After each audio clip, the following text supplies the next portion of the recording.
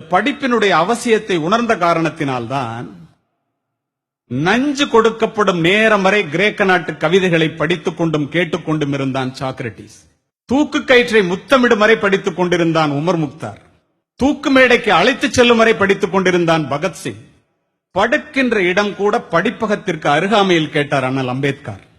படித்துக் கொண்டிருந்த புத்தகத்தை முடித்துவிட வேண்டும் என்பதற்காக தன்னுடைய அறுவை சிகிச்சையே அடுத்த நாள் மாற்றி வைக்க சொன்னார் பேரறிஞர் அண்ணா. பயணங்களின் போது எல்லாம் படிப்பதையே தன்னுடைய வழக்கமாக கொண்டிருந்தார் பாரதத்தினுடைய முதல் பிரதமர் ஜவஹர்லால் நேரு. படித்துக் கொண்டிருந்த புத்தகத்தை முடிக்காமல் தூக்கத்தையே மறந்தவர் முன்னாள் ஜனாதிபதி ராதாகிருஷ்ணன் அவர்கள்.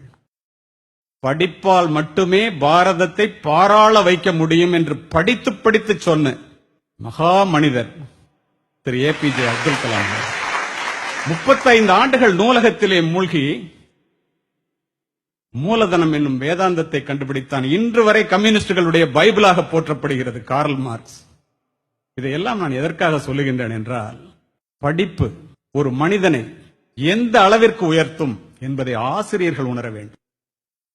பிக்காசோவினுடைய ஓவியத்தை விட, பீத்தோவனினுடைய இசையை விட, கியூகோவினுடைய ஒரு வாக்கியம், கதையினுடைய ஒரு கடைச்சொல், கம்பனினுடைய ஒரு செய்யுள், பாரதியினுடைய ஒரு பாட்டு, என் கண்ணதாசனினுடைய ஒரு வரி நம்முடைய வாழ்க்கையே புரட்டி போட்டது.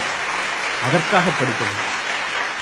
இரவு முழுவதும் தொழுகையில் ஈடுபடுவதை விட 1 மணி நேரம் கற்பித்தல் மேலானது என்கிறார் நபிகள் நாயகம். கற்றுக்கொள்வது மனித பண்பு, கற்றுக் கொடுப்பது மனித மாண்பு. கற்க துவங்குபவன் மாணவன், கற்றுக்கொண்டே இருப்பவன் ஆசிரியன். கற்றுக் கொடுப்பதனால் தான் ஆசிரியரை கற்றுக் கொடுப்பவர் என்று சொல்லுகின்றோம். நமக்கு அதிகமான ரோஜா மலர்கள் வேண்டும் என்றால் அதிகமான செடிகளை நட வேண்டும் என்பது இயற்கை. நமக்கு அதிகமான அறிவு வேண்டும் என்றால் அதிகமான புத்தகங்களை படிக்க வேண்டும். நீரளவே ஆகுமாம் நீராம்பல், தான் கற்ற நூல் அளவே ஆகுமாம் நுண்ணறிவு.